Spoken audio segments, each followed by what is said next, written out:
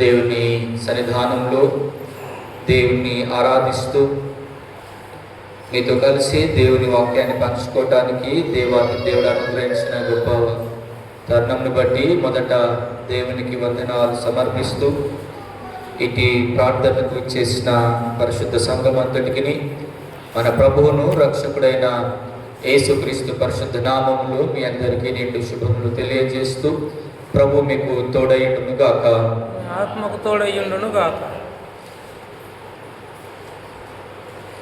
మనము ఈ ash Wednesday నుంచిన ఈ అంశాన్ని గత వారం నేను ధ్యానం మీకు గుర్తు చేసినట్టుగా మీరు ఆలోచిస్తే కనుక సమాజం యొక్క నిర్మాణం గురించి మనం ధ్యానిస్తూ వస్తూ ఉన్నాం. గడిచిన వారం మనం ధ్యానించిన అంశం ఏమిటి అంటే కనికరము చూపుటకై పిలుపు అని. ఈరోజు కష్టంలో ఉన్నవాన్ని ఆదుకోవాలని పిలుపు. ఇంగ్లీష్లో ఒక సామెత అంటే ఒక సేయింగ్ ఉంటుంది, నేను తెలుగులో చెప్తాను. నువ్వు ఎంత గొప్పవో తెలుసుకోవాలి అనుకుంటే కనుక నీ దగ్గరున్న డబ్బు లెక్క పెట్టాల్సిన అవసరం లేదంట. నువ్వు ఎంత గొప్పవో తెలుసుకోవాలి అంటే ఓ కన్నీరు చుక్క నువ్వు రాలిస్తే ఆ కన్నీటిని తుడవడానికి ఎంతమంది వస్తారో దాన్ని బట్టి నువ్వు ఎంత గొప్పవో అర్థమవుతుందంట. అంటే బాగా ఆలోచించండి, మనం ఎందుకు గొప్ప వాళ్ళము అంటే మన దగ్గర చాలా డబ్బు ఉందను, లేదా కావలసినంత సంపద, పొలాలు, మంచి ఇల్లులు ఉన్నాయను.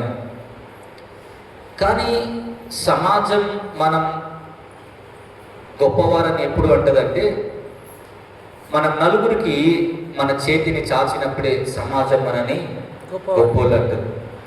మనకు ఎంత ఉంది అన్నది ప్రాముఖ్యం కాదు, కానీ మనం ఎంతమందితో కలిసి మెలిసి ఉన్నాం అనేది చాలా ప్రాముఖ్యం.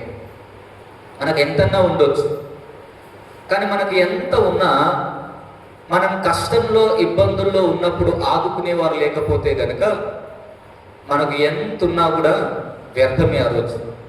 నువ్వు హాస్పిటల్లో ఒక్కడే పడున్నప్పుడు పలకరించడానికి ఎవ్వరు లేరనుకోండి, నీకు ఎంత డబ్బు ఉంటే ఏం లాభం, ఎంత పెద్ద హాస్పిటల్లో ఉంటే ఏం లాభం, అవునా? సో మరి మనిషికి కావాల్సింది ఏంటిది అంటే ఒకరికి ఒకరు ఆదుకునే మనస్సు కలిగి ఉండాలి ప్రజలందరూ కూడా. ఒక వ్యక్తి ఒక ఆయన అడిగినాడంట ఒక క్రైస్తవ విశ్వాసిని, నువ్వు ఎందుకు బ్రతుకుతున్నావు అని అడిగితే ఆయన చెప్పిన మాట, నేను ఇతరులను సంతోషపరచడానికి బ్రతుకుతున్నా అని చెప్పిండట. ఎవరిని సంతోషపరచడానికి? ఇతరులను సంతోషపరచడానికి. ఈ వ్యక్తి కొంచెం ఆలోచించి మరి వాళ్ళెందుకు బతుకుతున్నారు అని అడిగినట్టు.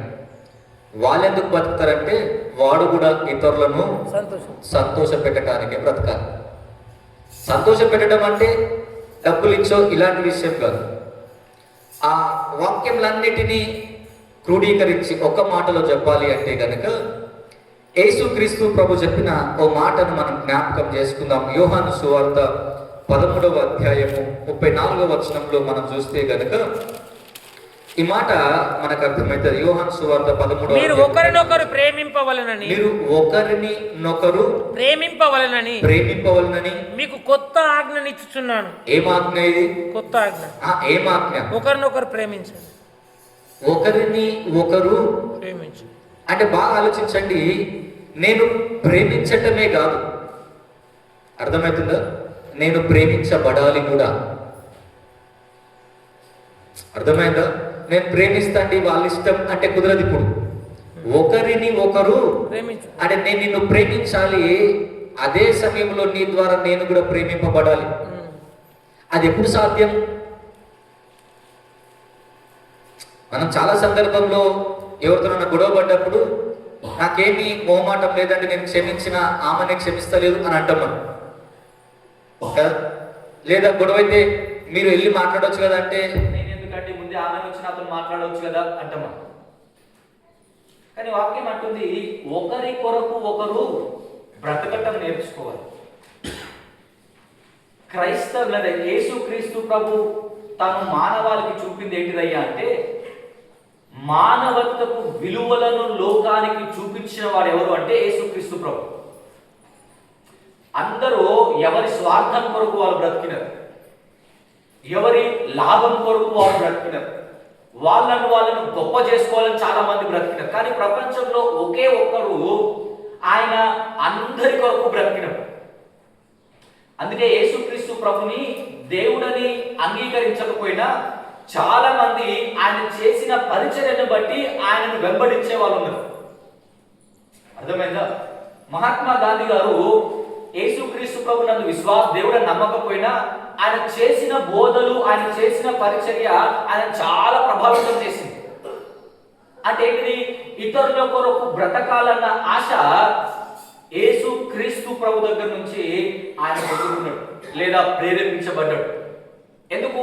ఆయన అందరి భారాలను భరించడానికి వచ్చింది. అందుకే తన ప్రజలను వారి పాపం అంటే వారి బంధకాల్లో, వారి ఇబ్బందుల్లో, వారి కష్టంలో, వారి కన్నీటిలో వారికి తోడుగా ఉండటానికి వచ్చిన వాడు. కానీ ఆయనను వెంబడిస్తున్న విశ్వాసులు ఎలా తయారయ్యారయ్యా అంటే, పౌలు భక్తుడు ఫిలిప్పీ సంఘానికి రాస్తూ చూడండి, ఈ మాటలు మనం చదువుతాం. 2వ అధ్యాయము 4వ వచనాన్ని మనం చూస్తే, ఫిలిప్పీలకు రాసిన పత్రిక 2వ అధ్యాయం 4వ వచనాన్ని చూస్తే, మీలో ప్రతి వాడును తన సొంత కార్యములను చూచుకున్నాడు తప్ప ఇతరుల కార్యములను చూచడం. ఎలా బ్రతుకుతుందంటే సంఘం ఇప్పుడు సొంత కార్యాలు అది రాయబడ్డ మాట ఏంటో తెలుసా? మీరందరూ మీ సొంత కార్యములనే చూచుకుంటున్నారు తప్ప పక్కోని ఎప్పుడు పట్టించుకుంటలే. మీరు బేసికల్గా ఆలోచించండి. ఒక 20-30 సంవత్సరాల క్రితం ఆలోచిస్తాం. అప్పుడు అన్ని ఉమ్మడి కుటుంబాలు ఉండేది కదా. అమ్మ, నాన్న, అన్నదమ్ములు అందరూ ఒకే దగ్గర కలిసి ఉండేవాళ్ళు. అప్పుడు బ్రతకటం చాలా ఈజీ అనిపించింది. ఒకవేళ 8, 8, 9, 5 మంది పిల్లలు ఉన్న తల్లిదండ్రులు ఉన్నారు, ఇప్పుడు లేరనుకోండి, అవునా? అప్పుడు 7, 8, 9 మంది పిల్లలున్నా పెంచటం ఏం కష్టం అనిపించిందా? ఇప్పుడు ఒక్కరిని అనేసరికి చాలా బాబు జీవితానికి అనిపిస్తుంది. ఎందుకో తెలుసా? అప్పుడు అందరూ కలిసి బ్రతికినారు, ఒకరి కష్టాన్ని ఒకరు పంచుకున్నారు. ఇప్పుడు ఎవరికి వాళ్ళే స్వార్థంగా, ఎవరి కుటుంబం నా కుటుంబం నాదే, నేను, నా భర్త, నా పిల్లలు, ఇంత మట్టుకే చిన్నగా బ్రతికేస్తున్నాం మనం. అర్థమైందా? అప్పుడేమో అందరూ కలిసి బ్రతికినారు కాబట్టి కష్టం వస్తే అందరూ పంచుకున్నారు. ఇంట్లో అన్న కష్టం వస్తే తమ్ముడు, తమ్ముని కష్టం వస్తే అక్క, అందరూ పంచుకొని ప్రతి కష్టాన్ని అందరూ పంచుకోవడంతో బ్రతకటం పెద్ద కష్టం అనిపించలే. ఇల్లు చిన్నగా ఉన్నా కూడా. ఇప్పుడు ఇల్లులేమో పెద్దగా అయినాయి. మీరేం చెప్పాలి? ఇప్పుడు మనసులేమో చిన్నగా. అప్పుడు పెద్ద కష్టం కూడా చాలా తేలిక, ఇది ఎంతరా మేము ఉన్నాం కదా అన్నారు. ఇప్పుడు చిన్న కష్టం కూడా భూతత్వంలో పెట్టి చూడాల్సి వస్తుంది. మనం కారణం ఏంటిదంటే, భక్తుడు రాస్తా ఉన్న మాట, ప్రతి వాడు తన సొంత కార్యమైన చూసుకుంటున్నారు. అంటే మనం ఏం మర్చిపోయినాం? ఇప్పుడు ఏం మర్చిపోయాం? యేసు క్రీస్తు ప్రభు లోకానికి చూపిన మానవత్వాన్ని మనము మర్చిపోయాం. మనందరం మదర్ తెరిసాని జ్ఞాపకం చేసుకుంటాం కదా. ఎందుకు జ్ఞాపకం చేసుకుంటాం? ఆమె డబ్బు సంపాదించిందనా? ఆమె పెద్ద పెద్ద బంగ్లాలు కట్టిందనా? ఎందుకు జ్ఞాపకం చేసుకుంటామో తెలుసా? తాను ఇతరుల కష్టాల్లో తాను పాలు పొందిన విధానాన్ని బట్టి ఆమె ప్రపంచం అంతటికి తల్లి అని పిలిచినమా. ఆమె ఏం సంపాదించుకోలేదు. ఆమె పోయినప్పుడు ఆమెకేం ఆస్తి లేదు. ఆమెను ఎందుకు అంత గొప్పగా అందరూ ఆరాధిస్తున్నారయ్యా అంటే, కేవలము తాను కష్టంలో ఉన్న వానికి సహాయాన్ని చేయడాన్ని బట్టి తనను అందరూ గౌరవిస్తున్నారు. మన దేశం కాదు, మన భాష కాదు, మన రాష్ట్రం కాదు, మనకి ఆమెకు సంబంధం కూడా లేదు. కానీ ఆమె చేసిన పరిచర్య, ఆమె తన సొంత కార్యములనే కాక ఇతరుల కార్యములను కూడా ఆమె చూడటానికి ఇష్టపడింది. ఒకరి కష్టంలో వారి కన్నీటిని తుడవాలని ఆశపడింది ఆమె. ఎందుకో తెలుసా? ఆమె క్రీస్తు ప్రేమను అనుభవించింది. ఆమె అన్నమాట, ఈ ప్రేమను నేను అందరికీ పంచాలనుకుంటున్నా. కానీ మనం ఎలా తయారయ్యామంటే, నేను నా కుటుంబం, నేను ఒక్కరిని బాగుంటే చాలు, నా పిల్లలు మంచి ఉంటే చాలు అనే స్వార్థంతో బ్రతికేస్తున్నామే తప్ప ఎదుటి వానికి సహాయం చేయాలని మర్చిపోయినాం. ఇప్పుడున్న ఏమంటారు జనరేషన్లో 10 సంవత్సరాలు అపార్ట్మెంట్స్ లో బ్రతికిన పక్కింటితో పరిచయం ఉంటుంది. మీకు కూడా ఉండొచ్చేమో, నాకు తెలియదు ఆ పరిస్థితి. ఏమో అండి, మా ఇంటి పక్కలతో పెద్ద నాకు పరిచయం లేదు అంటే గొప్ప ఘనకార్యమా? కాదు కదా. నీకు పక్కింట్లో ఏమవుతుందో తెలియదు, కానీ ప్రపంచం అంతా ఏమవుతుందో తెలుసుకోవాలనుకుంటాం. కానీ వాక్యం అంటుంది, ఒకరిని ఒకరు ప్రేమింపవలనని యేసు చెప్పిన మాట. కానీ మనమేమో నేను నా కుటుంబం అని బతికేసాం. మీరు ఇశ్రాయేల్ జీవితాన్ని మీరు గమనిస్తే కనుక, సొలొమోను మరణించిన తర్వాత, రెహబాము రాజు అయిన తర్వాత ప్రజలందరూ వచ్చి చేసిన మనమేంటో తెలుసా? అయ్యా, మేము చాలా కష్టాలు అనుభవించినాం, మేము చాలా ఇబ్బందులు పడ్డాం, మేము మీ తండ్రి చాలా కట్టాలు కట్టడాన్ని బట్టి మేము ఏమంటారు రెస్ట్ లేకుండా పనిచేసినాం. అయితే మేము చేసే మనం ఏంటిదంటే, ఈ కష్టంలో మాకు కొంచెం రెస్ట్ ఇస్తావా? మేము బాగా శ్రమ పడ్డాం, మీ తండ్రి నా శ్రమను దోచేసుకున్నాడు.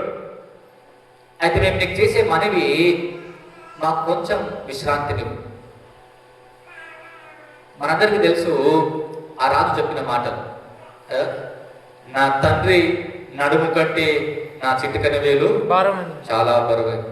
నా తండ్రి మిమ్ములను చుబుకులతో శిక్షించను గాని నేను కొరడాలతో మిమ్మలను శిక్షించదు అన్న ఒక్క మాట రాజ్యాన్ని రెండుగా చేసింది. అంటే అర్థం ఏంటో తెలుసా? ఎదుటి వారిని కష్టాన్ని అర్థం చేసుకోలేని రాజు, ప్రజల క్షేమాన్ని ఆలోచించని రాజు రాజ్యంలోనే తిరుగుబాటు వచ్చింది. ఆదికాండము 4వ అధ్యాయాన్ని మీరు చూస్తే, దేవుడు దిగివచ్చి, లేదా దిగివచ్చడం కన్నా దేవుడు మాట్లాడుతూ ఆడ పలికిన మాట, కయ్యూను నీ తమ్ముడు ఎక్కడ అన్నప్పుడు అన్న పలికిన మాట ఏంటో తెలుసా? నా తమ్మునికి నేనేమన్నా అంటే, నీ తమ్ముని గురించి నీకు బాధ్యత లేదా? ఉండాలా ఉండొద్దా? ఉండాలి. కానీ ఏమన్నాడు? నా తమ్మునికి నేనేమన్నా కావాలి అన్నా అంటే అర్థం ఏంటో తెలుసా? నా తమ్ముడు అంటే నాకు లెక్క, నాకు సంబంధం లేదు వాడితోని. వాడు ఎటన్నా పోని, వాడి కష్టం ఏమన్నా కానీ నాకు అనవసరం. అలా పట్టించుకోకుండా బ్రతుకుతున్నాం మనం. అది ఎవరన్నా కావచ్చు, నీ సొంత అన్నదమ్ములే కావచ్చు, లేదా నీ ఇంటి పక్కనున్న అన్యులు ఎవరన్నా కావచ్చు. సహాయం చేయడానికి మతంతోని కులంతోని సంబంధం ఏమీ లేదు. కానీ జీవితంలో ఏం మర్చిపోయినామయ్యా అంటే, ఒకరిని ఒకరు ప్రేమించాలి, ప్రేమించబడాలి అనే క్రీస్తు మాటను మనం మర్చిపోయి మన సొంత కార్యలను చూసుకుంటూ మనం అంటున్న మాట ఏంటంటే, నా పక్కింటి వానికి నేనేమన్నా కావలివాన్నా, నా పొరుగింటి వానికి నేనేమన్నా కాపలివాన్నా, నా కష్టాలే నాకు బాగున్నాయి, ఇతరుల కష్టాలు ఎడబట్టించుకుంటా నేను. ఏలియా ఆ కేరీతు వాగు దగ్గర బ్రతికిన తర్వాత ఆయన ఒక విధవరాల దగ్గరికి లేదా ఓ అమ్మ దగ్గరికి వచ్చినప్పుడు ఆ అమ్మ చెప్పిన మాట మనందరికీ తెలుసు. ఏమన్నదంటే, అయ్యా అమ్మ అప్పం పెడతావా, కొంచెం ఆకలి అవుతుంది అంటే, ఆ అన్న మాట, అయ్యా కొంచెం నూనె ఉంది, కొంచెం పిండి ఉంది, ఎంత సరిపోతుంది అంటే, నేను నా బిడ్డ అది కూడా ఎన్ని పూటలు? ఒక పూట. ఆయన బహుశా అనుకుంటూ, అమ్మ బాగా జర్నీ చేసి వచ్చిన ఆకలి అవుతుంది, ఎండలో ట్రావెల్ చేసినా కదా బాగా ఆకలి అవుతుంది అంటే, ఆ అమ్మ కష్టంలో చేసిన పని మనందరికీ తెలుసు కదా. ఆ కష్టంలో ఒకరికి సహాయం చేయగలిగింది, ఒకరి భారాన్ని ఒకడు మోయటానికి ఇష్టపడ్డది ఆ తల్లి. ఒకరి కన్నీటిని తుడవటానికి ఆ తల్లి సాహసం చేసింది. ఎంత సాహసం అంటే నేనేమంటున్నా తెలుసా, ఇద్దరు తినగలగాలి, ఇద్దరే తినాలి, అవునా? ఆ ఇద్దరు ఎవరు? తల్లి, కొడుకు. ఇప్పుడు ఎవరెవరు తిన్నారు? ముగ్గురు దైవజనులు. ఇప్పుడు ఇద్దరే తిన్నారు. ఆ ఇద్దరు ఎవరు? దైవజనుడు, కొడుకు. మరి ఎవరు కడుపు మార్చుకున్నారు?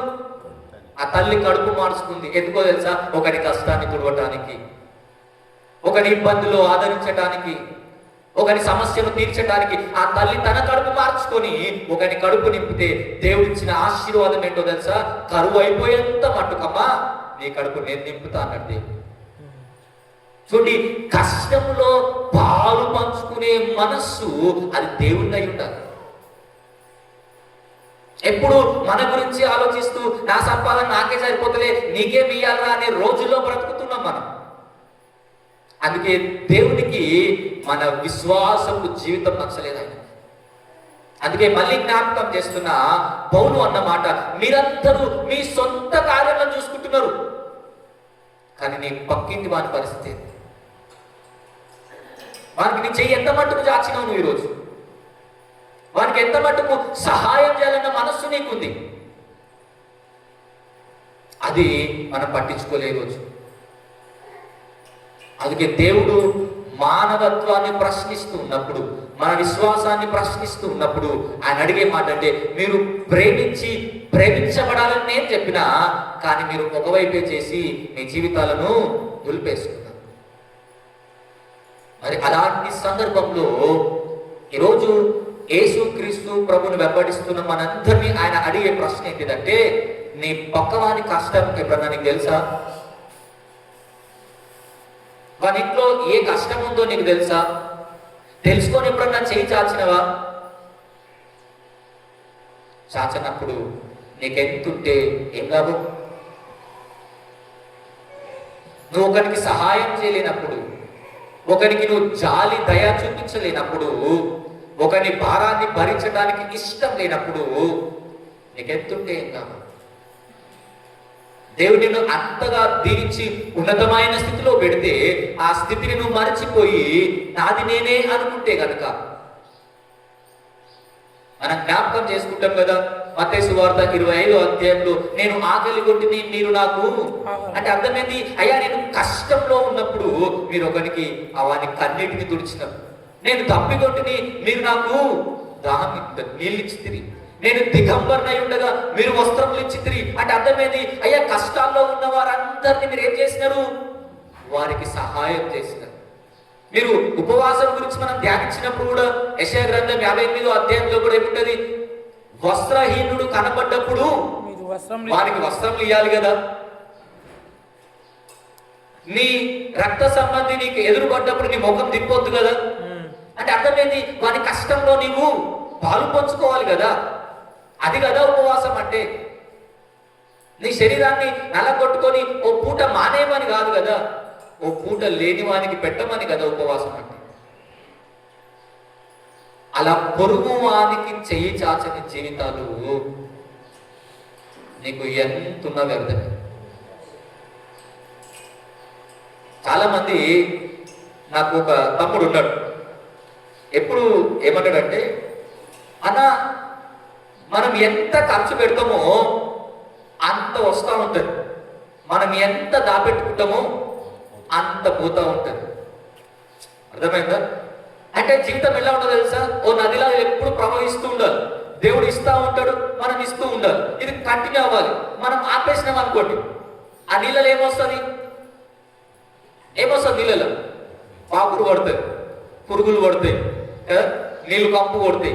అదే ఎప్పుడు ప్రవహిస్తే, ఇప్పుడు దేవుడు ఇచ్చిన దేవుడు దీవించిన విధానాన్ని నువ్వు పంచుకుంటూ పోయినావు అనుకోండి, ఎప్పుడు కొత్తదనం ఉంటుంది. కానీ ఆపేస్తే ఉన్నది కూడా కంపు కొడుతుంది. మరి ఏం చేయాలి? ఇప్పుడు చూడండి, మనం చదివిన అంటారు సమూయేలు 2వ గ్రంథము 9వ అధ్యాయము 8వ వచనాన్ని మనం చదివితే కనుక ఈ మాటలు మనం చూద్దాం. సమూయేలు 2వ గ్రంథము 9వ అధ్యాయము 8వ వచనం చూద్దాం. అతడు నమస్కరించి, చచ్చిన కుక్క వంటి వాడనైన నా ఎడల నీవు ఎవరు దయ చూపిస్తున్నారు ఇప్పుడు? దావీదు. ఓ రాజు. ఎవరైనా రాజు తన రాజ్యంలో ఎలాంటి వాళ్ళు ఉండాలనుకుంటారు? అందరూ బాగుంది. బాగుండాలి. ఆయన రాజ్యంలో అందరూ మంచి వాళ్ళు ఉండాలి అని ఆలోచిస్తూ ఈ దావీదు ఏ విధంగా ఎదుటి వానికి సహాయపడుతున్నాడు అంటే, ఇప్పుడు చూడండి, దేవుడు ఆ గొర్రెలను కాస్తూ ఉన్న దావీదుని రాజ్యానికి రాజుగా చేసిన తర్వాత దావీదు ఆలోచిస్తున్న మాటలు ఇప్పుడు చూడండి. మనం 9వ అధ్యాయం 1వ వచనాన్ని ఒకసారి మనం చదువుదాం. యోనాతానును బట్టి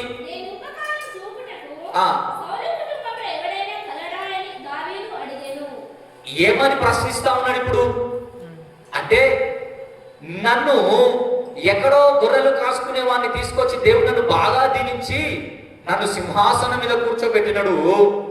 నేను సింహాసనం మీద కూర్చున్నా కాబట్టి ఇప్పుడు నేను ప్రజలను మర్చిపోవద్దు అని జ్ఞాపకం చేసుకుంటూ ఏమంటుండో తెలుసా? యోనాతానును బట్టి నేను సహాయం చేయటానికి వాని కుటుంబంలో ఎవడన్నా ఉన్నాడా? యోనాతానే కాదు, అర్థమైందా? యోనాతాను దావీదు ప్రాణ స్నేహితుడు. రాయబడ్డ మాట ఏంటో తెలుసా?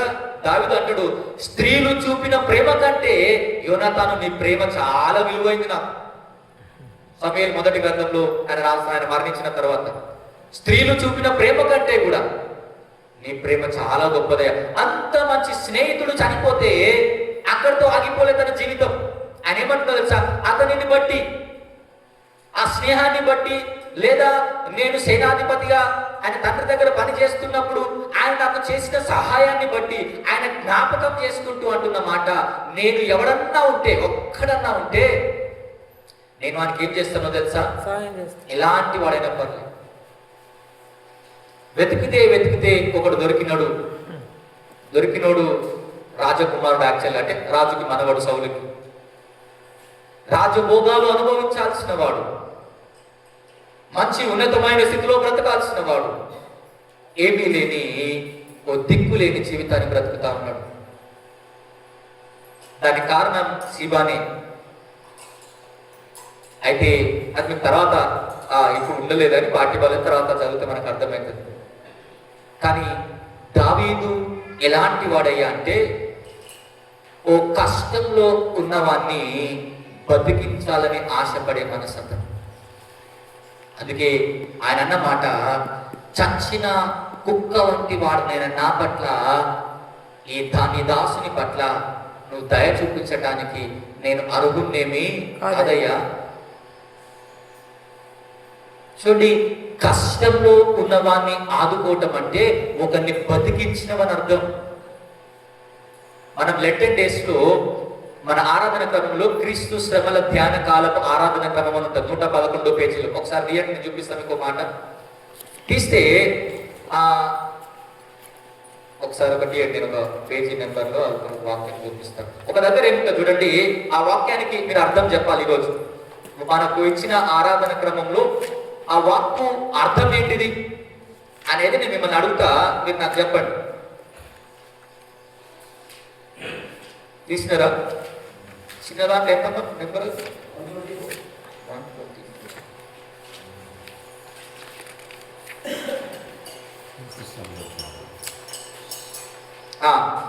చిన్న పుస్తకంలో 127 పేజీ నెంబర్ తీయండి. తీసినారా? 3వ చూడండి, నేను చదువుతున్నాను, దానికి అర్థం చెప్పండి. లోకమందున్న దురావస్థకు మేము అందులమై ఉంటిమి. అనబడ్డదా? అంటే అర్థం ఏంటిది? లోకమందున్న దురావస్థకు మేము అందులమై ఉంటిమి అంటే అర్థం ఏంటి చెప్పండి? సమాజంలో కష్టాలు అనుభవిస్తున్న వారిని చూసి మేము గుడ్డి వాళ్ళలాగా బతికేస్తున్నాం. అది ఆరాధనలు చేయించినారు. ఏమని? అయ్యా నువ్వు అట్లా బతుకొద్దని. అది చాలా సందర్భంలో ప్రతి లెంటన్ డేస్ లో మనం చెప్తా ఉంటాం, కానీ అంతా దాన్ని పట్టించుకో. మనం లోకం అంటున్న కష్టానికి మేము గుడ్డి వాళ్ళుగా బతికినాం, మేము చెల్లిస్తలేము, మేము సహాయం చేయటం లేదు, మేము గుడ్డోళ్ళము. ఈ దురావస్థలో మీరేం చేయాలో తెలుసా? ఆ అవస్థ పడుతున్న వానికి నీ చేయుతను అందించాలి. క్రైస్తవంలో లేదా విశ్వాసంలో ఎదుగుతున్న అందరూ ఈ లోకంలో ఉన్న దురావస్థకు అందులమైతుంది అంటే ఒక సందర్భాన్ని నేను జ్ఞాపకం చేస్తాను. ఏంటిది అంటే, యాక్సిడెంట్స్ అయినప్పుడు చాలా మంది బ్లడ్ లేక చనిపోతారు. అంటే బ్లడ్ సమయానికి అందక. సో ఆరోగ్యంగా ఉన్న వాళ్ళందరూ చేయాల్సిన పని ఏంటో తెలుసా? సంవత్సరానికి అట్లీస్ట్ ఒక్కసారన్నా నీ రక్తాన్ని దానం చేయగలగాలి. అంటే అర్థం ఏంటో తెలుసా? ఎంతో మంది నశించిపోతుంటే వారి పట్ల నువ్వు శ్రద్ధ చూపించినవని అర్థం. కానీ మనకి ఇవ్వాలంటే లోకమందున్న దురావస్థకు అందులమైందంటే అదే అర్థం. బ్లడ్ అందక ఎంతో మంది చనిపోతూ ఉంటే ఆ బ్లడ్ అందని వానికి నేను ఇస్తే, స్టోర్ చేస్తే ఎవరి ప్రాణమన్నా నిలబెడుతుంది అన్న ఆలోచన క్రైస్తవ విశ్వాసంలోకి రావాలి. ఇంకా నేను ఎప్పుడు పాట పాడతా, నేను ప్రసంగం చేస్తా, 10 రూపాయలు కానికేస్తా, నా దశపాదం వేస్తా, ఇది కాదు. దీన్ని మించింది ఆ దురావస్థకు నువ్వు చూసి చూడనట్టుంటుందమ్మా. నువ్వు ఆరోగ్యంగా ఉంటే, అందుకని నువ్వు ఆరోగ్యంగా ఉంటే నువ్వు ఖచ్చితంగా చేయటానికి ముందుకు రావాలి. ఆ రాజు ఏమన్నాడంటే, నువ్వు నిత్యము నీవు బ్రతికినంత కాలం, నేను బ్రతికినంత కాలం నా బల్ల యొద్దనే నీవు భోజనము చేసేదవు. నేను అక్కడ రాయబడ్డ మాట, దేవుడు నా పట్ల దయ చూపించినట్టు. నేను కష్టంలో ఉన్నప్పుడు దేవుడు నన్ను ఆదుకున్నాడు. శత్రువులతో చనిపోతా అన్నప్పుడు దేవుడు నన్ను బతికించినాడు. నా కన్నీటిని తుడిచిన వాడు నీ తండ్రి. ఆ సహాయాన్ని జ్ఞాపకం చేసుకుంటూ నేను నీ కష్టంలో నేను నీకు తోడుగా ఉంటాను. చూడండి, లూకా సువార్తలో మనం ఒకసారి మీకు తీయనక్కర్లేదు కానీ ఆ సందర్భాన్ని నేను జ్ఞాపకం చేస్తా. 16వ అధ్యాయంలో మీకు 2 వ్యక్తులు కనబడతారు. ఎవరో తెలుసా? ఒకడు ధనవంతుడు, ఒకడు దరిద్రుడు. సింపుల్ గా చెప్పాలంటే ధనవంతుడి పేరు లేదు, కానీ ఎవరి పేరు రాసిరు? ఎవరైనా లాజర్. ఏమని రాయబడ్డది? ఇప్పుడు చూడండి, ఆ మాట చదవండి. లూకా సువార్త 16వ అధ్యాయము 19వ వచనం చదువుదాం.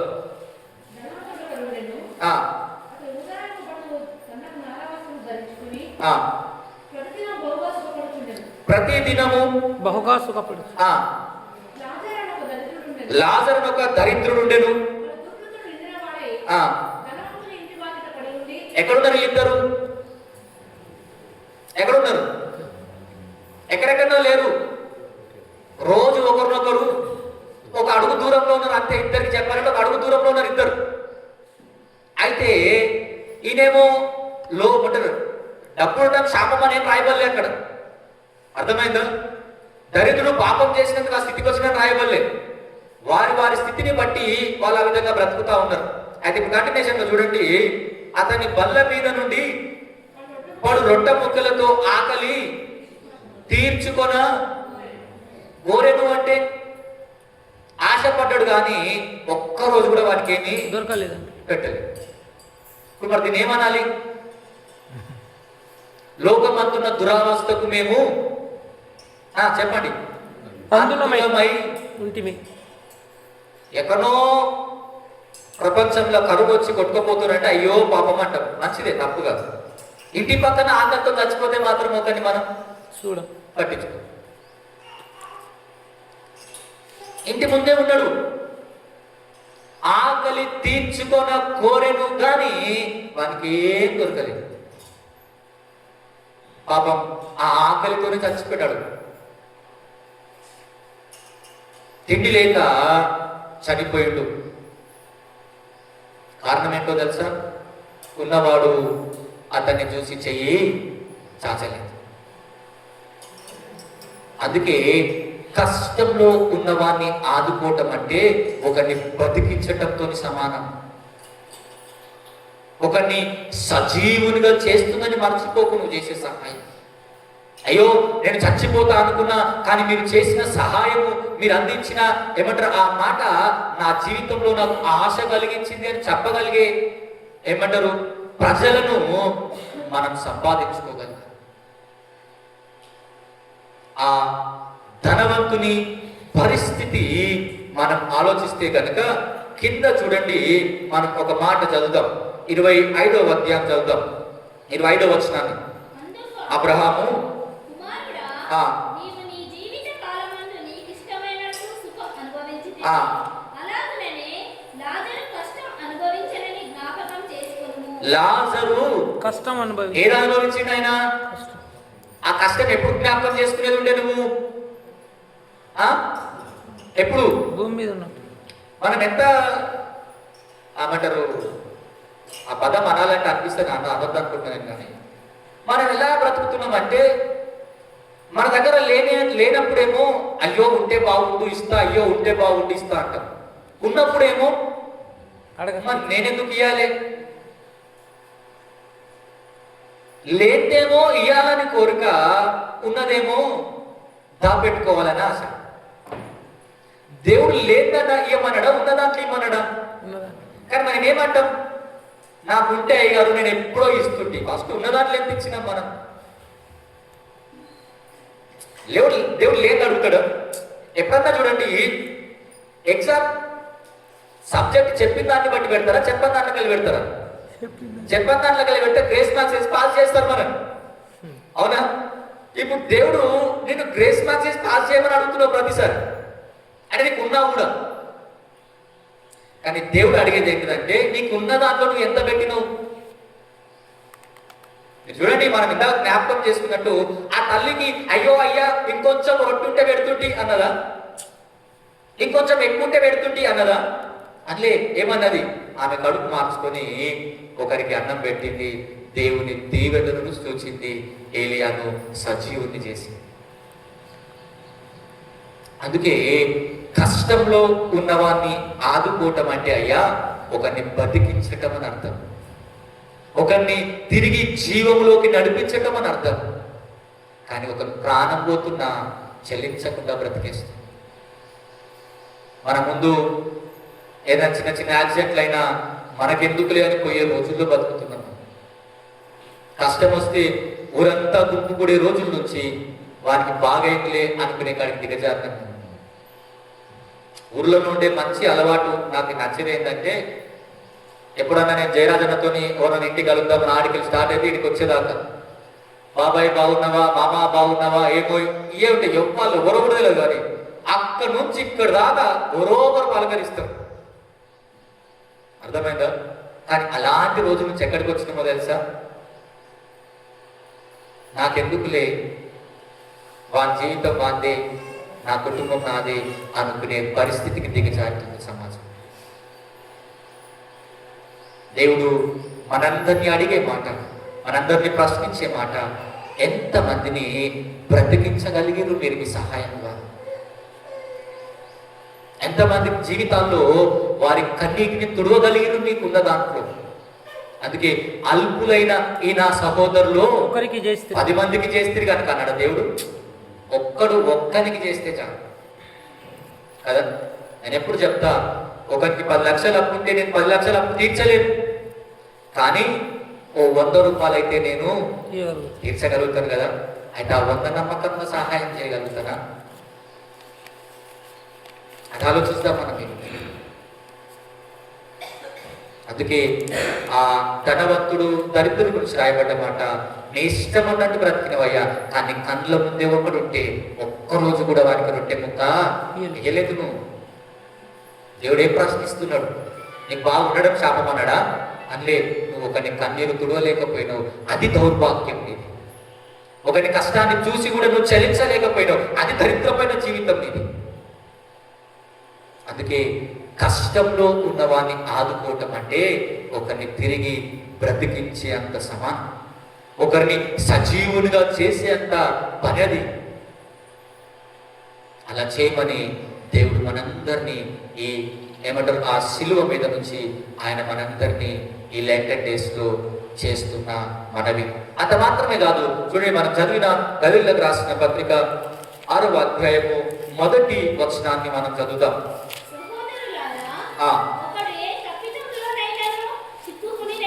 ఒకడు ఏ తప్పిదంలోనైనను, జాగ్రత్తగా, ఏ తప్పిదంలోనైనను చిక్కుకున్న ఎడల ఆత్మ సంబంధులైన మీలో ప్రతి వాడును తాము శోధింపబడునేమో అని తన విషయమై చూచుకొంచు సాత్వికమైన మనసుతో అట్టి వాణిని మంచి దారికి తీసుకుని అట్టి వాణిని మంచి దారికి తీసుకుని రావు. ఎవరిని తప్పిపోయింది. ఆ? మనం ఎవరికి పెడతాం రోజు? మనం ఎవరికి పెడతాం రోజు? ఉన్నోనికి పెడతాం. నేను ఎప్పుడు అంటా కదా, అయ్యగారు వస్తే ఎందుకు చైర్ దూడిచి అయ్యగారు టీ తాగుతావా కాఫీ తాగుతావా అంటే కూల్ డ్రింక్ తాగుతావా అని ఎందుకు అడుగుతారు? అయ్యగారు మెచ్చుకుంటే పరలోకం వస్తుందని ఫీలింగ్ మీద యాక్చువల్గా అని రాదు. మరి ఇంటి మీద అడుక్కునేటోడు వస్తే ఎందుకు అడవానికి?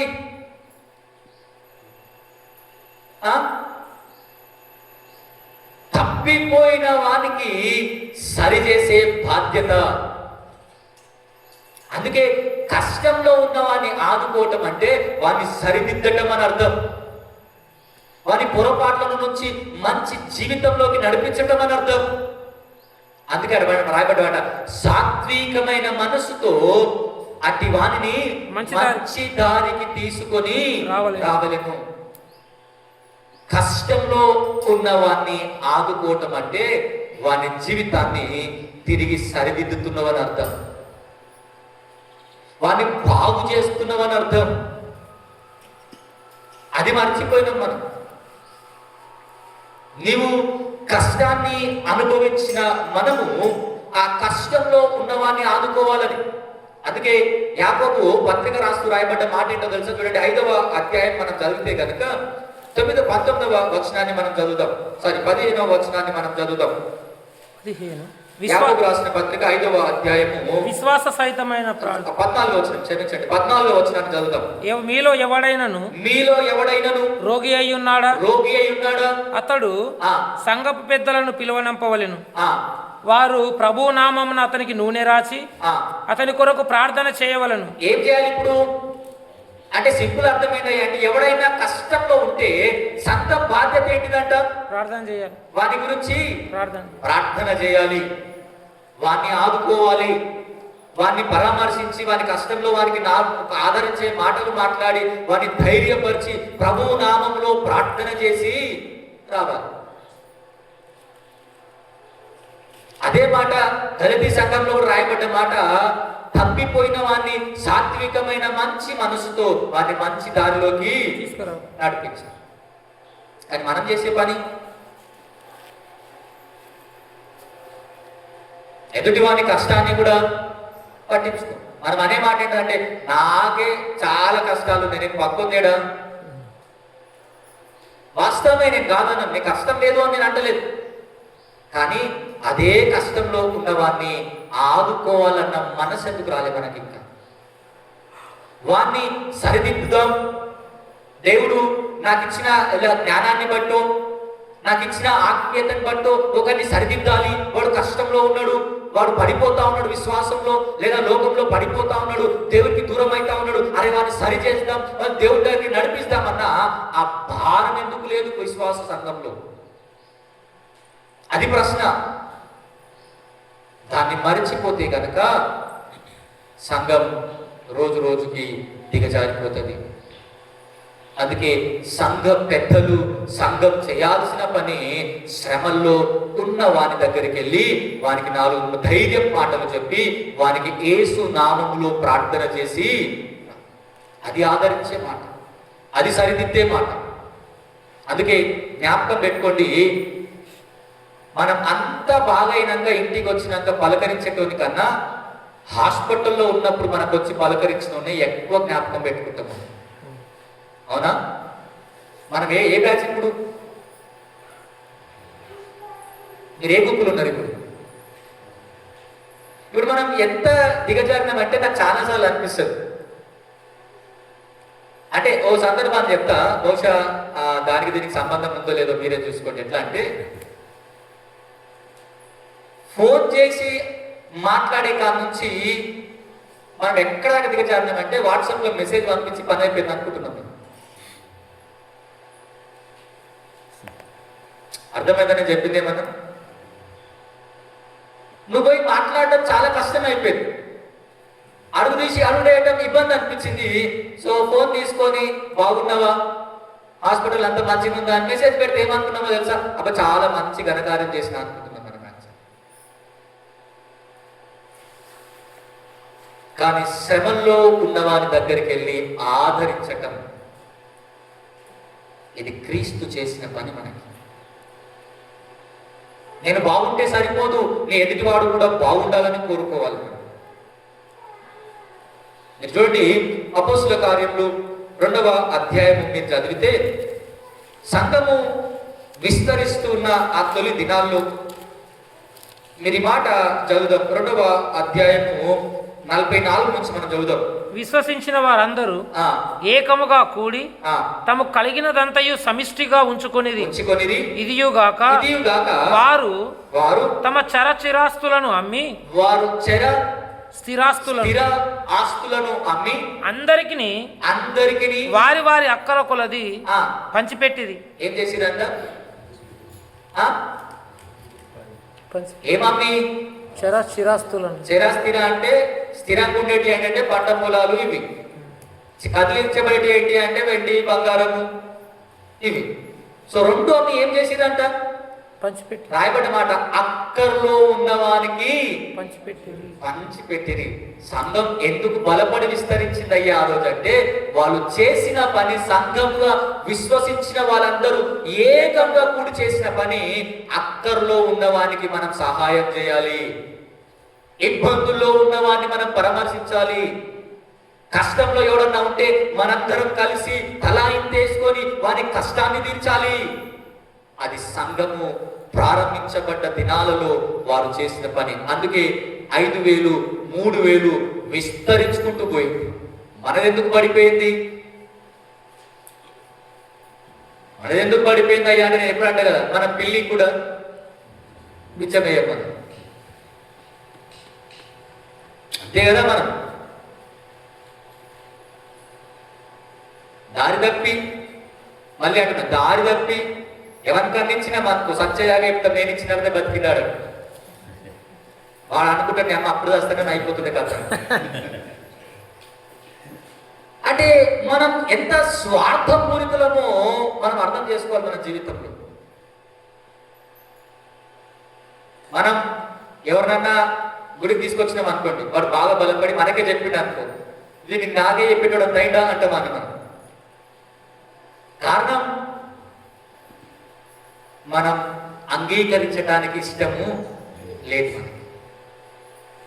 సో సరిదిద్దాలి, ఎదుటి వాడిని సరిచేయాలి, వారికి సహాయం చేయాలి, వారిని బాగు చేయాలి అనే ఆలోచన క్రీస్తుని వెంబడించిన ప్రతి ఒక్కరికి ఉన్న బాధ్యత. ఎప్పుడో క్రిస్మస్కి ఒక్కసారి చేస్తే కాదు, అర్థమైందా? క్రిస్మస్కి ఒకసారి బిర్యానీ తింటలేం మనం కదా, క్రిస్మస్కి ఒకసారి మటన్ తెచ్చుకుంటలేం మనం. సో నీకు చేతనైనంత మట్టుకు, చేతనైనంత మందికి, చేతనైనన్ని సార్లు నీ చెయ్యిని చాచటం దేవుడు నీకు ఇచ్చిన ఆశీర్వాదాన్ని గుర్తు చేసుకో. సంఘము అక్కర్లో ఉన్న వారికి పంచిపెట్టింది. అందుకన్నా లేనోడు ఉన్నోడికే పెడతాడు, ఉన్నోడు మరి లేనోడికి పెట్టేది ఎవరు? అందుకే ప్రసంగిలు అంటాడు, ఉన్నోనికి అందరూ స్నేహితులే, లేనోనికి స్నేహితుడు కూడా శత్రువుగా మారిపోతాడు. మరి మనము యేసుక్రీస్తు ప్రభు యందు విశ్వాసం ఉంచిన మనందరం, మన ప్రవర్తన సమాజం పట్ల మన బాధ్యత ఏమై ఉంది? ఈరోజు మన ముందే ఒకరు కష్టముతో, కన్నీరుతో జీవితాన్ని కొనసాగిస్తుంటే, మన మనస్సు చలించకపోతే, ఒకరిని సరిదిద్దలేకపోతే, దేవుడు మనందరినీ కూడా ఒకరోజు అడుగుతాడేమో ఈ మాట, నిన్ను ఆదరించినట్టుగా, నిన్ను సరిదిద్దినట్టుగా ఒకరిని ఎందుకు నువ్వు ఆదరించలేదు? జ్వరం మనకెందుకు వస్తుందో తెలుసా? జ్వరం వస్తేనే జ్వరం బాధ ఏంటో తెలుస్తుంది యాక్చువల్గా, అవునా?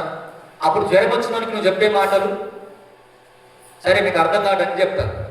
కరోనా వచ్చిపోయిన వాళ్ళు ఉన్నారు ఎవరన్నా ఇక్కడ? అంటే ఇక్కడ కూర్చున్నారు, నా కరోనా వచ్చిందా కానీ తగ్గిపోయిన వాళ్ళు ఉన్నారు ఎవరన్నా?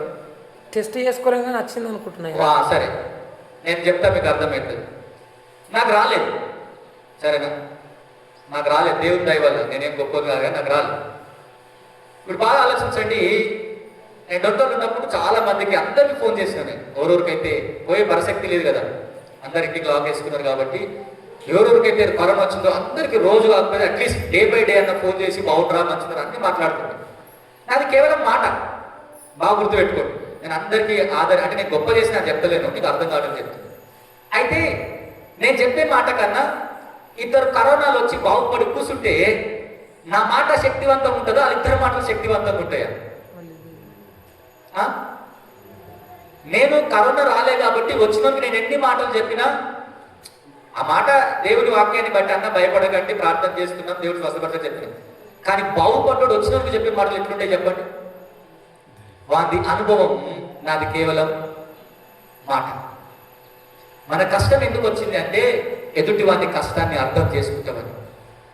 నీకు జ్వరం ఎందుకు వచ్చిందయ్యా అంటే జ్వరం ఉన్నది బాధ నీకు అర్థం కావాలి. ఆ బాధ తెలియకపోతే అయ్యో జ్వరం వచ్చిందా అంతే. కానీ జ్వరం బాధ నీకు తెలిస్తే అప్పుడు మాట్లాడే విధానం వేరే ఉంటుంది. అమ్మా చాలా కష్టం ఉంటుందమ్మా, టాబ్లెట్ వేసుకున్నావా, డాక్టర్ దగ్గర పోయినావా, ఇప్పుడు ఎట్లా ప్రాణం నోరేమన్నా మంచు, ఇవన్నీ ఎందుకు వస్తాయో తెలుసా? అనుభవం. అందుకే ఆ గలతీ రాసిన పత్రిక మొదటి అధ్యాయం ఏమిటో తెలుసా? మీరు శోధింపబడతారేమో అని, లేదా మీరు శోధింపబడి బాగుపడ్డారు కదా, అందుకు ఆత్మీయంగా ఎదిగిన మీరు వారిని సరిదిద్దండి. నీకు అనుభవం ఉంది. ఆ కష్టంలో ఎలా బయటికి రావాలో దేవుడికి నేర్పించినాడు. ఆ నేర్చుకున్నదే ఎదుటి వానికి నువ్వు నేర్పించు. అది సరిదిద్దే గుణం, అది సరిచేసే గుణం. అది మనకి ఎంతమందికి ఉంది ఈరోజు? కష్టంలో ఉన్న వాడిని చూసి వాని కష్టం నుంచి ఎట్లా బయటికి నడిపించాలో తెలిసి కూడా నోరు మూసుకున్నావంటే నువ్వు అవిశ్వాసి కన్నా చెడ్డవాడివి అని అర్థం. ఇక చివరి మాట చూడండి, మనం చదివిన మార్కు సువార్త 2వ అధ్యాయం 3వ వచనాన్ని మనం చదువుతాం.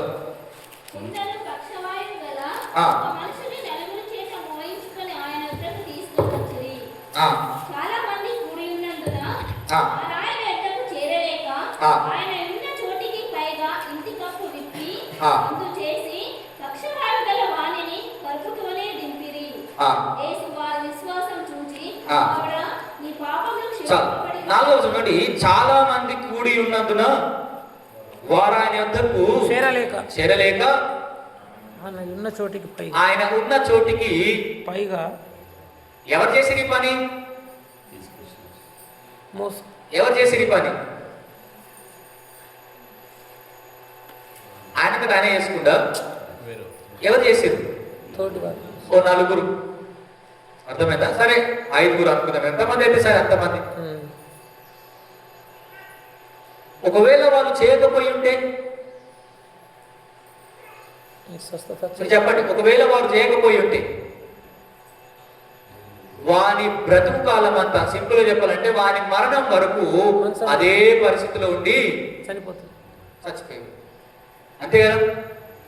మరి ఎట్లా విమోచింపబడ్డాడు అంటే ఒకటి గుర్తు పెట్టుకోండి. ఒకటి ప్రభు చేసిన కార్యాన్ని నేనేమి నెగ్లెక్ట్ చేయటం లేదు, కానీ మన వాక్య ధ్యానాన్ని బట్టి ఆ సహాయం చేసిన వ్యక్తులను బట్టి దేవుడు అతన్ని విమోచించినాడు. అంతే కదా అర్థం? అంటే కష్టంలో ఉన్నవాన్ని విమోచించగలిగే అంత స్థితిలో దేవుడు మనందరినీ ఉంచినాడు. కష్టంలో ఉన్నవాన్ని ఆదుకోవటం అంటే ఆ కష్టం నుండి వారిని విమోచించటం అని అర్థం. ఆ నలుగురు ఆ జీవితంలో ఆ రోజు ఆ పరిస్థితిలో యేసు క్రీస్తు ప్రభు కపెర్నహూములో వచ్చినడని తెలిసి వాని కొరకు నలుగురు శ్రమ పడ్డారు. గుర్తుపెట్టుకోండి, శ్రమ వాంతి కాదు యాక్చువల్గా. ఇంకొకరి శ్రమ వీరికి జీవితంలో దీవెనలు కుమ్మరించింది. నీకు అర్థమైనట్టు చెప్పాలంటే అత్త సొమ్ము అల్లుడు దానం చేసినట్టు అనమాట. ఇప్పుడు సొమ్ము ఒకది, కష్టమంతా నలుగురిది, కానీ స్వస్థత ఏమో కష్టంలో ఉన్నవారు. నన్ను దేవుడు విమోచించింది, తన రక్తంలో కడిగి పవిత్రపరిచింది. ఎందుకయ్యా అంటే అలాంటి కష్టంలో ఉన్నవాన్ని నీవు విమోచనలోనికి నువ్వు విమోచిస్తావంటలే, నువ్వు విమోచనలోనికి నడిపించగలుగుతావని. బంధకంలో ఉన్న నిన్ను దేవుడు విడిపించింది, అలాంటి బంధకంలో ఉన్న వానికి నువ్వు విడిపించటానికి ఓ సహాయకుడిగా మారుతావని. అది దేవుని ఆశ. కానీ మనందరి జీవితంలో మనం అది దాటేసినాం. మీరు గుర్తుంచుకోండి, మనందరికీ తెలుసు రాజులు 2వ గ్రంథం 5వ అధ్యాయంలో ఎవరి గురించి ఉంది అంటే నయమాను గురించి ఉంది కదా. నయమాన్కి అన్ని ఉన్నాయి. ఓ దేశానికి సైన్యాధిపతి, మంచి కుటుంబం, మంచి భార్య, మంచి అధికారం, మంచి హోదా అన్ని ఉన్నాయి. కానీ అని రాయబడ్డది. ఏంటో తెలుసా? కానీ అతడు కుష్ఠరోగి. ఈ కుష్ఠరోగాన్ని చూసి చలించింది ఎవరు? ఓ చిన్న పాప. ఓ చిన్న పాప తన యజమాని కష్టాన్ని చూసి చలించిపోయింది. ఆ పాప ఏమి కూతురు కాదు. మీరు ఆ మాట చదివితే కనుక వీళ్ళందరూ యుద్ధానికి పోయి బానిసలుగా చాలా మంది పిల్లలు తెచ్చుకున్నారు. ఆ బానిస బతుకుతుంది వాళ్ళ కుటుంబంలో. కానీ బానిస బ్రతికిన తన యజమాన్ని చూసి చలించిపోయింది ఆ బిడ్డ. చూడండి, ఆ మాట చదవండి ఒకసారి. రాజు 2వ గ్రంథము 5వ అధ్యాయము మీరు తీస్తే కనుక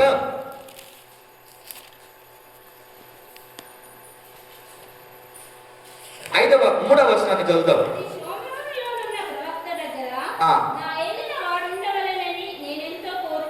నేనెంతో కోరుచున్నాను. ఎందుకు? అరే, నా యజమానునికి కుష్టి వ్యాధి ఉంది కాబట్టి నా యజమాని బాగుపడితే నేను చూడాలనుకుంటున్నా. నా యజమాని మంచిగా ఉంటే బాగుండు అనుకుంటున్నా. మననోడన్నా కష్టపడితే మనం ఏమంటే మన కష్టం వస్తే మంచిగా అయింది. దీనికి నన్ను మాటలు అన్నా నేను మనకు అర్థమయ్యే సాంగర్ చెప్పనా? ఎవడు దొబ్బిన గోతిలా ఆడబడ్డాడు. ఇప్పుడు నయమాను అట్లా అనుకోవాలి ఆ పాప కదా. నేను మంచిగా నా దేశంలో బతుకుతుంటే మా అమ్మ నాన్నని చంపేసి నన్ను బానిసగా తెచ్చుకొని ఇక్కడ వెట్టి పనులు చేయించుకున్నారు, ఇంక మంచిగా అయింది, ఇట్లా కావాలనా? మరి ఎంత మంచి చక్కని పాప చూడండి. ఏమంటారు తెలుసా? నా కోరిక, నా ఆశ నా యజమానుడు బాగుండాలని అనుకోరు ఎప్పుడన్నా? ఎవరినైనా కష్టంలో ఉన్న వాడిని విమోచించాలన్న ఆశ ఎప్పుడన్నా కలిగిందా? ఆ చిన్న పాపకున్న బుద్ధి కూడా మనకి లేదు. ఆ చిన్న పాప చెల్లించింది కష్టాన్ని చూస్తే మనకు ఆ చలనం కూడా ఈరోజు లేదు. అందుకే లోకంలో ఉన్న దురావస్థకు మేము అందులం అయిపోయినాం దేవా. ఈరోజు ఉపవాసం ఉన్నాం, ప్రార్థన చేసినాం, కన్నీరు గార్చినాం, తల కొట్టుకుంటున్నాం, రక్తాన్ని కూడా వీరైతే కార్చినాం దేవా. కానీ కష్టంలో ఉన్న వారికి చెయ్యి మాత్రం మేము ఇంకా చాలు. అలాంటి భక్తిని దేవుడు మెచ్చుకుంటాడా? మీరు ఆలోచించండి. అలాంటి విశ్వాసాన్ని దేవుడు ఎంకరేజ్ చేస్తాడా? చేయడు. దేవుడు నశించని దానిని వెదకి రక్షిస్తే ఆ రక్షణలో నీవు ఉన్నావని నువ్వు విశ్వసించినప్పుడు మరి లేని వాడిని విమోచించడానికి నీకు ఎంత మనసు ఉంది ఈరోజు? ఆ కష్టం నుంచి ఒకరికి బయటికి నడిపించాలి, నాకున్న జ్ఞానం, నాకున్న సంపదాన్ని వాని కష్టాన్ని తీర్చడానికి నేను ఉపయోగిస్తా అని ఎంతమంది అనుకున్నాం మనం ఈరోజు? అది మనల్ని, మన విశ్వాసాన్ని పరీక్షిస్తా ఉంది. మన సమాజం చెడిపోతుంది అయ్యా అంటే, సమాజం చెడిపోయిందంటే ఎవరు చెడిపోయినట్టు? మనుషులే చెడిపోయినట్టు. సంఘం బాగాలేదంటే గొడవ బాగాలేదని కాదు, సంఘంలో ఉన్న విశ్వాసులు బాగలేరని అర్థం. మరి మనం బాగున్నామా? బాగాలేమా? ఈరోజు మన హృదయం ఎలా మారింది? ఈరోజు నీవు దేవుని ప్రేమను రుచి చూచి తెలుసుకున్నావు, మరి లేని వారి పరిస్థితి ఏంటి? ఈ లోకంలో ఇంకా బంధకాలు ఉన్నవాడి పరిస్థితి ఏంటిది? ఒక్కరోజన్నా నీ ప్రేమను క్రియలలో చూపించినవా? ప్రార్థన చేయటం మంచిదే, నేను కాదనను, కానీ క్రియ ఎప్పుడు చేస్తాం? దేవుడు ప్రార్థించిన వాడు పని చేయమని చెప్పినాడు, కానీ ప్రార్థన చేసి వదిలేస్తున్నామా? మనకు తోచిన విధంగా, మనకు తెలిసిన సహాయాన్ని మనం అందించినాము. ఆ చిన్న బిడ్డ అంటుంది, నా సుమ్రేన్లోను నా పట్టణంలో నా యజమానుడని నేనెంతో కోరుచున్నాను. కారణం నా యజమానుడు అక్కడ బాగుపడతాడు. అది ఆ చిన్న బిడ్డ తలంచిన ఆలోచన లేదా తనకున్న ప్రేరేపణ మనసు. ఈరోజు ఆ బంధకంలో ఉన్న వారికి, భారంలో మోస్తున్న వారికి ఎంతమందికి మన భుజాలు తోడై, కష్టంలో ఒక్కడే మోస్తుంటే నీ కష్టంలో నేను పాలు పంచుకుంటా అనే అంత విశ్వాసంలో ఎంతమంది ఉన్నాం మనం?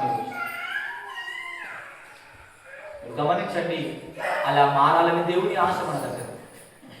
ఉన్నోనికి ఇవ్వటం కాదు, లేనివానికి సహాయం చేస్తాం. ఈరోజు ఆ లేనివాడు దేవుని ప్రేమను గుర్తెరిగే విధంగా చేస్తాం. మన ప్రేమ కాదు, మళ్ళీ చెప్తున్నా, ఆ దేవుణ్ణి బట్టి ఒకరికి మనం సహాయం చేస్తాం. కష్టంలో కన్నీటిలో ఉన్న వారిని మనం ఆదుకుంటాం. ఆ ధన్యతలో ఒక ధన్యత ఏంటిదో తెలుసా? కనికరం గలవారు ధన్యులు, వారి కనికరం పొందు, వారు కనికరము పొందుదురు. మరి కనికరం లేని వారు కనికరం పొందరు, కనికరం చూపని వారు కనికరం దరిద్రులు, వారు కనికరము పొందరు. పొందరు. అంతే కదా దాని అర్థం?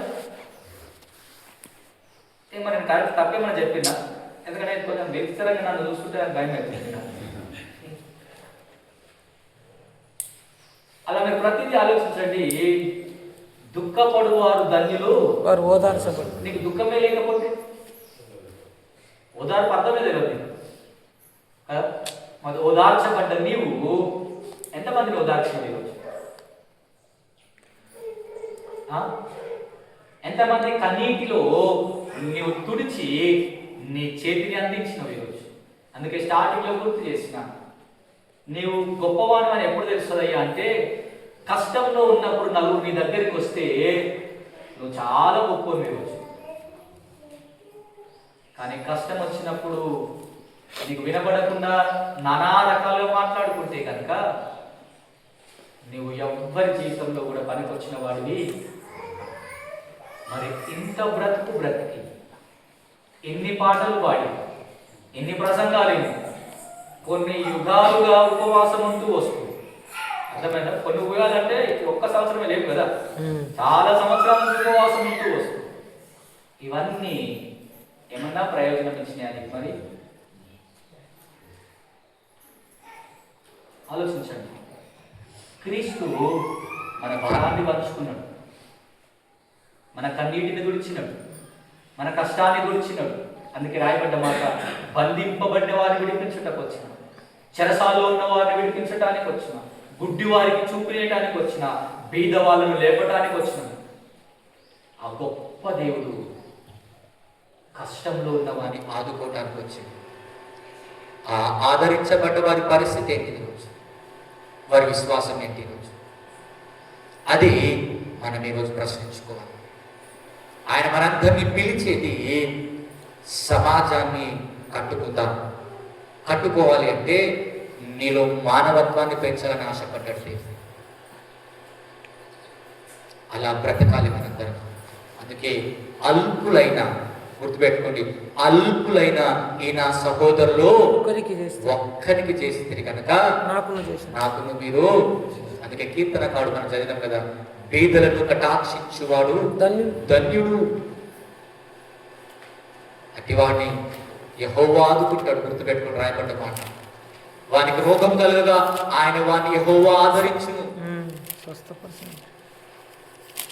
మరి నీవు నేను ఆ మాట జ్ఞాపకం చేద్దాం. మరొకసారి ఈ దినం అందరూ తమ సొంత కార్యమే చూసుకుంటున్నారు అని పిలువడుతున్నారు.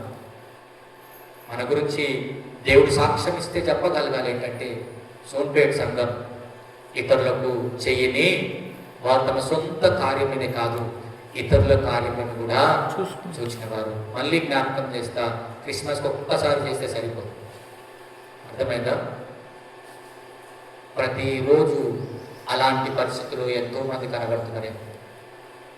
అలాంటి వారికి మనం చేయి చాచుతాం. అలాంటి ధన్యకరమైన జీవితాన్ని జీవించుటకు దేవుని సన్నిధి ఆయన నడిపింపు సదాకాలం తోడైండును గాక. ఆమేన్. తలలు వచ్చి ప్రార్థన చేద్దాం. మా దేవా, మా ప్రభువా, పరిశుద్ధుడా, మీకు వందనాలు. ఈ ఉదయకాల సమయమందు దేవా, మా జీవితాలలో మీరు ఇచ్చిన పిలుపు, కష్టాల్లో ఉన్న వారిని ఆదుకోండి, ఒకని భారంలో ఒకడు భరించండి అని. దేవా, మీరు కష్టాల్లో ఉన్న వారి కొరకు వచ్చారని, రోగుల కొరకు, పాపుల కొరకు నేను వచ్చానని వాక్యం సెలవిస్తుంది. ఆ కష్టంలో ఉన్న వారిని ఆదుకొని, ఆ ఆదుకున్న వారికి మీరు చెప్పిన మాట, మీరు వెళ్ళి అలాగున చేయుడి అని. ఈరోజు దేవా, అనుభవించడానికి ఇష్టపడ్డ బ్రతుకులు కానీ అది చూపించడానికి ఇష్టం లేని జీవితాలు అయి ఉన్నాయి. మా దేవా, క్షమించమని ప్రాధేయపడుతున్నాం. దేవా, గడిచిన దాన్ని మేము ఏమీ చేయలేము, కానీ ఇక నుంచి అయినా దేవా, రాబోయే దినములలో ఆ ప్రస్తుతాన్ని, భవిష్యత్తులో దేవా, ఇకనైనా మేము ఒకరి భారములను ఒకడు భరిస్తూ బ్రతకటానికి మమ్మల్ని బలపరచమని ప్రార్థిస్తున్నాం. ఒకరి కష్టంలో ఒకరికి మేము తోడుగా ఉండాలి అయ్యా. కేవలం ఆదుకోవటంలో మా కులమని, మా మతమని, మా సంఘమని కాదు దేవా, ప్రతి మానవుని దేవా మేము సహాయం చేసే విధంగా ఉండాలి. కేవలం క్రైస్తవులకే కాదు, మనుషులందరి పట్ల దేవా ఈ భారాన్ని భరించే మనస్సును కలిగి ఉండటానికి మాకు తోడుగా ఉండమని ప్రార్థిస్తున్నాం. ఈ వాక్యం విన్న మేమందరం దేవా, ఇక నుంచి ప్రతిరోజు ఈ కష్టంలో ఉన్న వారిని ఆదుకునే విధంగా మేము బ్రతకటానికి మమ్మల్ని బలపరుస్తూ నడిపించి దీవించమని యేసు నామములో ప్రార్థిస్తున్నాము తండ్రి. ఆమేన్. ఆమేన్.